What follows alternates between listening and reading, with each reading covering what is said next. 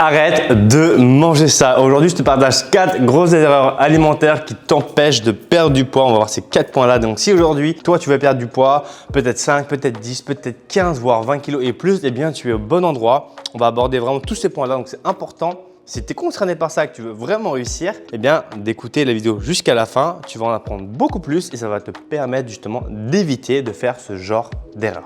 Encore une fois, je le rappelle, il faut vraiment que ça rentre dans vos têtes. C'est que la perte de poids, c'est quelque chose de facile. Ça n'a jamais été difficile. Les gens essayent de rendre la perte de poids compliquée, mais c'est toujours très facile. Qui je suis pour dire ça? Donc, je m'appelle Thomas Jang. J'ai déjà aidé plus de 25 000 personnes à se transformer de 20 à 60 ans, hommes et femmes, sans cardio, sans privation, au moins 2 heures de sport par semaine. Et c'est quoi la différence avec tous les autres programmes que tu peux voir sur Internet? Je garantis mes résultats 365 jours. Donc, tu es obligé de réussir. Si jamais tu veux vraiment réussir, tu me contactes soit par email juste ici, soit sur Instagram directement. Bon, bien entendu, avant de commencer, n'hésite pas à me mettre un petit pouce jaune, à me dire dans les commentaires si jamais tu apprécies ce genre de vidéo. C'est très important pour moi parce que oui, cette vidéo est sponsorisée par Thomas, moi-même. Voilà, étant donné que je ne fais pas de placement de produit. Aujourd'hui, on va parler de ces 4 points-là. Le premier, c'est vraiment la partie organique, junk food, etc. Je vais donner un peu mon état d'esprit par rapport à ça.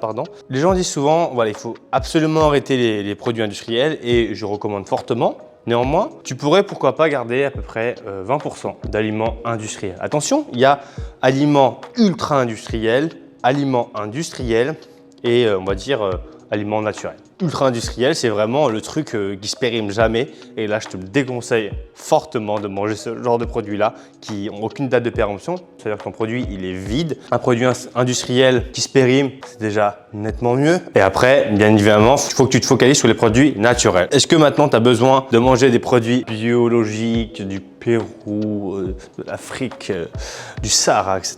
Non, pas vraiment. Surtout dans le cadre d'une perte de poids, on s'en fout royalement. On se focalise vraiment sur, on va dire, allez, 60% de clean, 20% de moins clean et on peut mettre encore 20% de moins clean. Encore une fois, ces pourcentages peuvent être modifiés. Moi, je conseille plutôt 80-20.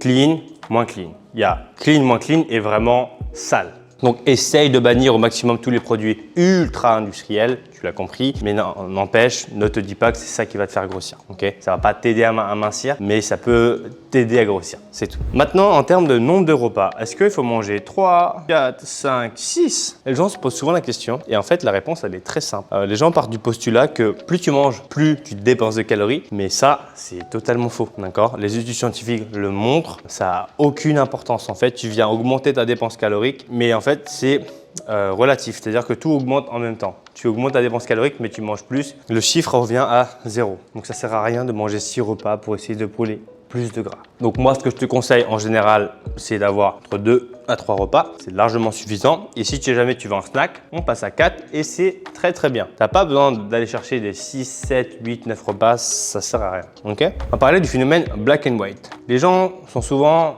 sur un état d'esprit, ça c'est nul, ça c'est bien. En fait, dans l'alimentation, il faut que tu arrêtes de penser comme ça. C'est jamais blanc ou noir. Ça dépend vraiment de la dose à laquelle tu manges tes aliments. Chaque aliment, que ce soit de l'eau, du coca, de la pomme, ce que tu veux, si tu en manges trop, c'est pas bon pour toi. Donc, il faut vraiment que tu aies un état d'esprit où tu te dises que même si ça, c'est pas ultra bon, c'est pas bien grave. En fait, ça va t'éviter pas mal de problèmes à te dire, parce que je sais qu'il y a beaucoup de gens, encore une fois, diététiciens, etc. Attention, mes conseils, je donne ça par expérience et par rapport à beaucoup de témoignages que j'ai envers mes élèves, ils me disent, voilà, on m'a dit que ça c'est interdit, qu'il faut manger ci, il faut manger ça. Moi, je me dis, mais ça n'a pas de sens. Après, les gens essayent de complexifier, etc. Mais voilà, on en revient au point 1, faites les choses simples. C'est comme ça que ça marche. Ensuite, en dernier point, il faut que tu arrêtes de manger les produits fitness, fit, healthy, Ça, c'est beaucoup de marketing. Encore une fois, il y a des produits qui vont être très bons. Aucun problème par rapport à ça. Mais il y a beaucoup de produits où c'est marqué fitness, c'est marqué healthy, c'est marqué light. C'est pas mieux. Attention, ça c'est un autre sujet, les produits light, donc ce qu'on appelle édulcorants, etc. Il y a beaucoup de gens qui pensent savoir des choses là-dessus, qui sont totalement fausses. Si jamais ça t'intéresse, on peut en reparler dans une prochaine vidéo, notamment l'édulcorant, aspartame, sucralose, stevia, etc. Beaucoup de gens pensent des choses là-dessus qui sont totalement fausses. Pour les produits fitness, il faut retenir une chose, c'est qu'encore une fois, fitness, si tu manges une pomme, c'est fitness, d'accord?